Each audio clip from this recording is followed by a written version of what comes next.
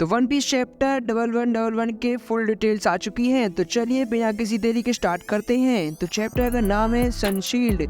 Chapter start होता है and हम देखते हैं कि मार्स लेवोफेस के बैरियर को तोड़ दिया है एंड अंदर एंटर होने वाला है, जिसके बाद सीन शिफ्ट होता है ज़ोरो वर्सेस लूची की फाइट की तरफ, जो कि खत्म हो चुकी है। लेकिन अभी भी लूची गिव अप करने को तैयार नहीं है। लेकिन वह जिम पे पहुंच चुका था, तो वो अपनी एक नई टेक्निक यूज करता है फिशमैन कराटे की एंड लूची को दूर उड़ा देता है। फिर वो ज़ोरो को लेता है एंड वो दोनों किरू की तरफ जाने लगते हैं। फिर हम देखते हैं कि जहाँ पे लूची जाके गिरा है वहाँ पे मार्स आ चुका है एंड लूची भी अपने ह्यूमन फॉर्म में ट्रांसफर हो रहा था। एंड फिर वो सारी रिपोर्ट मार्स को दे देता है एंड उसको सब कुछ बता देता है कि वेगापंक का मैसेज सिर्फ 6 मिनट में स्टार्ट होने वाला है।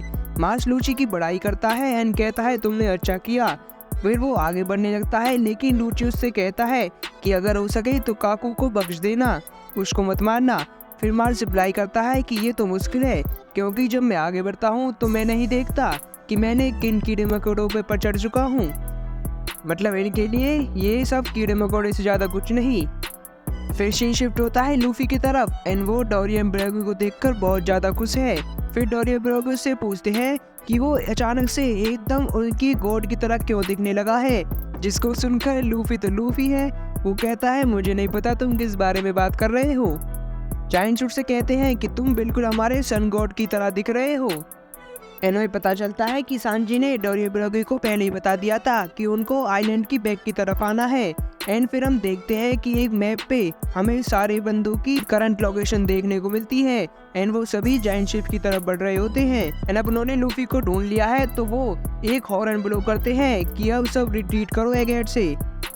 लेकिन तभी वर्करी एक पावरफुल वाकी अटैक से उनके ऊपर अटैक करता है एंड वो एक तरह का कोंकर हाकी वेव था, जिससे कि हम देखते हैं लूफी के कपड़े, उसकी पैंट को छोड़कर उसकी आंखें, उसके छाती का स्कार सब दूर होने लगते हैं। एंड ये पैनल बहुत ही हिलेरियस था। ये देखकर ब्रोगी बहुत शौक में था कि ये लूफी को क्या हो रहा है। वर्करी का हाकी अटैक इतना स्ट्रॉन्ग था कि वो दूर खड़ी मरीन शिप्स में जाके लगता है एंड वहाँ पे मरीज फेंट होने लगते हैं। तो लो ये भी कंफर्म हो गया कि इन पांचों के पास भी कॉन्करर साकी है। मुझे तो लग रहा है कि एंड तक आते आते ये ऐसा ना कर दे कि सब पे ही कॉन्करर साकी है। फिर हम देखते हैं कि वर्करी ने अपने 2 हाथों को एक ब्लेड्स में कन्वर्ट कर लिया है एंड वो लूफी पे अटैक करता है। लेकिन जायंट्स उसे अपने एक अटैक शेवलिन से रोक देते हैं। उसका मतलब सनशील्ड। एंड नॉर्डिक माइथोलॉजी में ये एक लेजेंडरी शील्ड है जो कि सन के आगे लगाई जाती है, जिससे कि वो पूरी दुनिया को उसकी हीट से बचा सके। फिर डोरियन ब्रोगी एक साथ एक अटैक यूज करते हैं सेपरेशन, जिससे कि वर्करी पीछे की तरफ पुश होने लगता है, जिसे देखकर सैटर्न फिर डोरियन ब्रोगी पे वेनम बॉल से अटैक करता है। फिर उसके बाद हम देखते हैं लूफी ने एक बेसबॉल बैट बनाया है एंड उसके लिए एक हैट एंड वो उन बॉल्स को सैटर्न की तरफ उल्टा फेंक देता है। तो यहाँ पे शायद लूफी अपनी वही इमेजिनेशन वाली पावर को यूज कर रहा है। उसने एक बैट इमेजिनेशन से बनाया, एक कैप बनाई। लूफी अब अपनी पावर्स को बहुत अच्छे से यूज करने लगा है एंड वो वेनम बॉल से एक ह्यूज एक्सप्लोजन क्रिएट करती है, जिससे कि सैटर्न, जुपिटर एंड वर्करी तीनों ही अफेक्ट हो जाते हैं। इसका फायदा उठाकर लूफी, डोरियन ब्रोगी तीनों ही वहाँ से बाहर लगते हैं। लेकिन वो तीनों ही फिर से रिकवर होने लगते हैं, जिसे देखकर लूफी कहता है कि क्या ये इमॉर्टल है।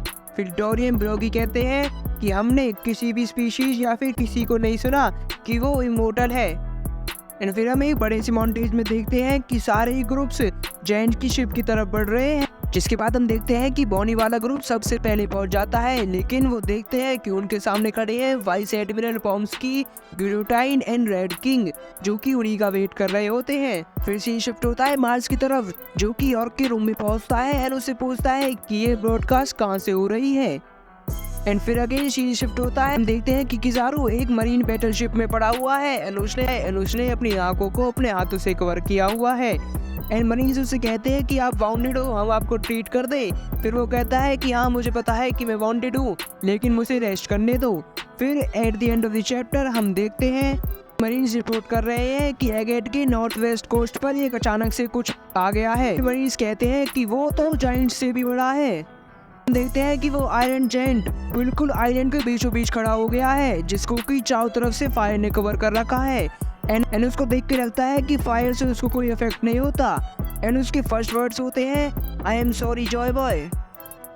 एंड इसी के साथ चैप्टर एंड होता है एंड अब जॉय बॉय की हेल्प के लिए उसका जायंट रोबोट आ चुका है तो अभी ये जाइंट रोबोट इस फाइट में कैसे कंट्रीब्यूट करेगा ये तो हमें आगे ही देखने को मिलेगा। एंड अब मांगा जा रही है 3 वीक्स के ब्रेक पर, तो ओडा को एक बड़ा क्लिफ हैंगर तो छोड़ना ही था। कि इसके लेकर क्या थॉट्स है मुझे कमेंट सेक्शन में जरूर से बताना। वीडियो अच्छी लगे तो वीडियो को लाइक कर देना, चैनल पर नए हो चैनल को सब्सक्राइब कर देना। मिलते हैं ऐसी एक और वीडियो के साथ।